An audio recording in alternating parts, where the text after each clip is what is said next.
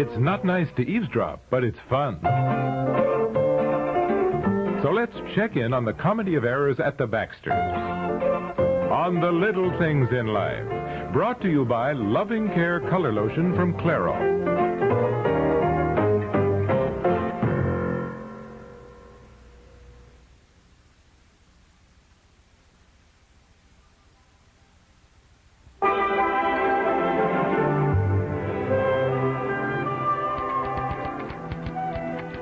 Perkins.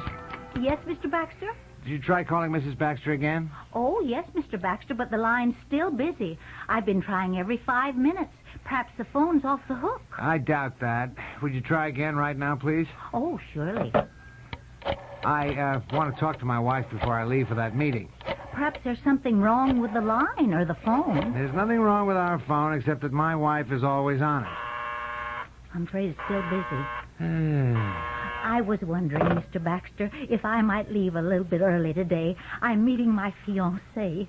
We're choosing the colors for our living room. Hmm? Oh, yes, sure. We're doing sure. our living room in autumn colors, a lovely moss green carpet, and then we've decided to have slip covers on the chairs because they're so much easier to clean than if they're upholstered. Oh, yes, Well, fine. Now, these are the samples. We're having 2 wingback chairs done in apricot crushed velvet. Well, that's... Then, our draperies are going to be this flowered print, which picks up the moss green of the carpet and the apricot velvet and the soft gold walls. We're having the walls done in soft gold. Oh, yes? Oh, well, that sounds lovely. Now I'd like to dictate a letter. Then we're having a small occasional chair done in a bright pumpkin color. Well, that sounds very lovely. You want to try my home once more? Oh, yes, certainly. We're having such a time deciding on the wallpaper for the dining room. I do so like murals, but the one long wall is broken up with a window. Then, of course, we have to tie in the colors with the living room. Oh, dear, I'm afraid the line's still busy, Mr. Baxter. It figures. Well, keep trying.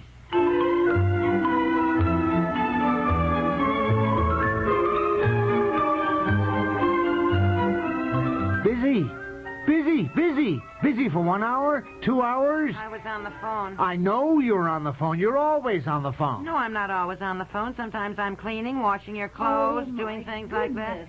Are you home, Bob?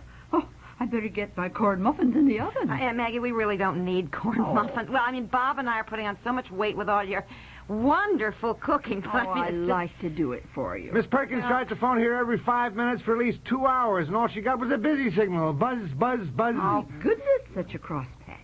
Now, you go in and read your paper and relax. And then you'll feel a lot better after you've had a nice dinner. I may feel better, but I'm not going to feel any different about all this phoning business. I can never reach you. I always get a busy signal. Well, now, I was on the phone this afternoon. I was talking to my friend Mrs. Cooper. Poor dear. After having 1 kidney out, now she's having gallbladder trouble. Well, I'm not talking about Mrs. Cooper and her gallbladder. I'm concerned Well, I guess if you had a gallbladder trouble, you'd be concerned. Look, all I said was... Mrs. Cooper is very fond of you. She asked about you. She said, and how is Bob these days? He is such a lovely person. Well, look, I like Mrs. Cooper, too. All I meant was that... I was the one who was on the phone most of the time. I had to call Mrs. Palmer about the Women's Club. Then I spent I don't know how long on the phone calling about the chair we're having recovered. And I must have talked to a dozen different people at that store. Nobody knows anything about it at all. As far as I can figure out, far from recovering the chair, they've even lost it. I had to listen to Miss Perkins tell me all about a new decorating scheme, showing me samples of the autumn colors for the living room. Oh, that's nice. I like Boy, autumn will I be colors. glad when she gets married. Now, look. Go and read your evening paper, and we'll get dinner on. Now, look, something has to be done about reaching home when I try to call home. Well, I don't know. I put in another phone. I can't afford that. Well, I asked Debbie what she wants for Christmas. She said she wants a phone of her own. Maybe that's the solution. She's at school during the day, so if I'm on our phone, you could call me on Debbie's phone, and Which would be up in her room, and you wouldn't hear it. Well, all right, we put in an extra jack. Down here someplace, an extra phone on her line. My We could goodness, do this that. modern-day life is much too complicated. I can remember when my father finally put in a telephone because my mother insisted. When was that, Aunt Maggie? What Oh, year? must have been around 1916. And how she loved the telephone. Clara Wilkins was the switchboard operator, and she listened in on all the conversations, and she knew where everybody was at all times of the day. Those were the good old days, Oh, huh? I don't know how good they were, but they were certainly more interesting. I remember Mother picking up the receiver one day, and she said she was calling her sister Eva, so she just said, "Clara, give me 5-6." And Clara said, "Oh, Eva's not home, Francis. I just saw her go past the post office." Well, I guess things are a bit different now. Oh, yes. Lines were never busy. Clara just interrupted. "Get off the phone, Francis," she'd say to my mother. "Esther Sigerland wants to talk to you." Those were the good old days. You know what I'm going to do? I'm going to figure out how much of your life you spend on the phone. Dear, as Aunt Maggie said, go read your paper and relax. No, and get dinner now. I'm going to figure it out. I don't think you women realize how much of your life you waste talking on the phone. And hi. I'm going to figure it out.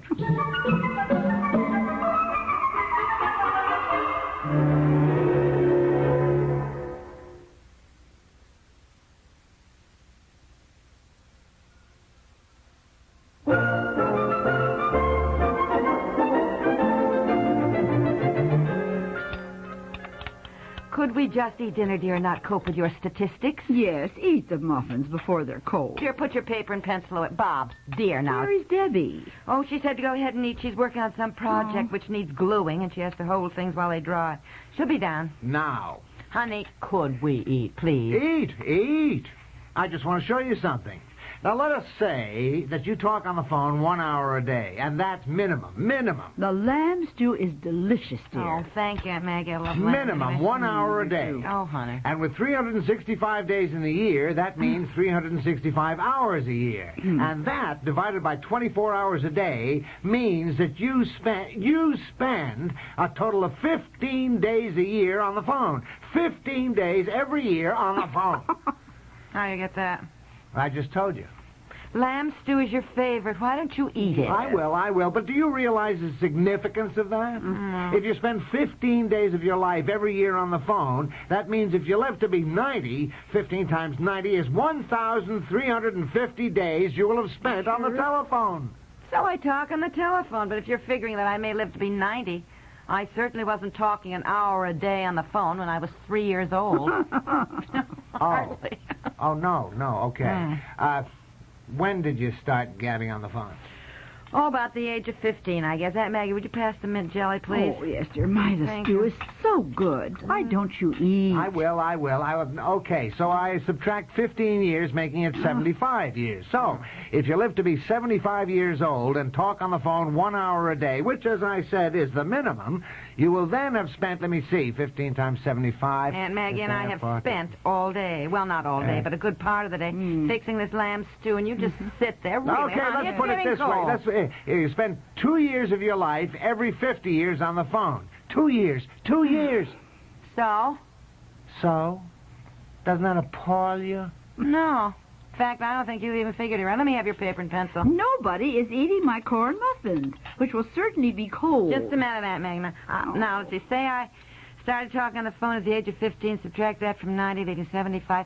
Then multiply that by 365. Why? Just a minute. That gives us, 27,375 divided by 24 hours, or is that days? Is that hours or days? I don't know what you're doing. I don't either. In fact, I don't see the point in any of this. I really don't. I am trying to point out that life is short, and you're spending entirely too much of it on the phone. Why aren't you thankful we have a telephone? Because you're on it all the time. If I weren't on the phone and there were no telephones, I'd have to drive into town or all around to my friends. And if we had no cars, and these were the good old days, I'd have to go out to a barn instead of the garage and harness up the horse and buggy. And that's better? Yes, maybe so. Except that you would have had to feed the horse and shovel out the manure. Neither of you seem to get my point. Oh. Yeah, I get your point. I talk too much on the phone, except for one thing. What was so important that you tried to get me on the phone all afternoon? What did you want? What was it you wanted? You know something? I've forgotten. Honey. Oh, now, would you please eat my corn muffins before they're stone cold? Yeah.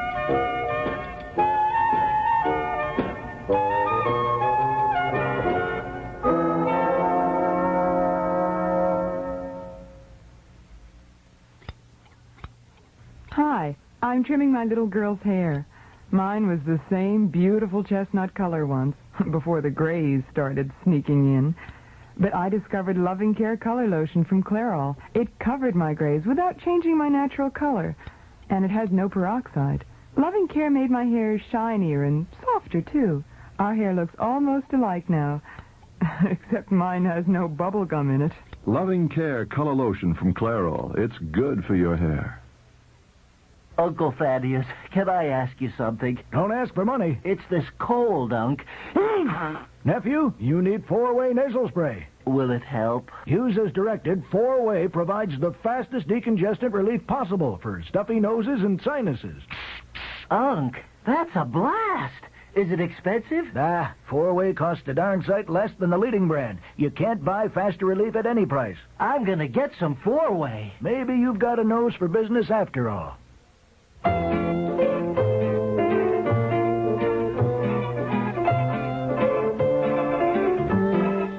The Little Things in Life, created by Peg Lynch, has been brought to you by 4-Way Nasal Spray. Gives you the fastest decongestant relief possible. This program comes to you from the Radio Playhouse.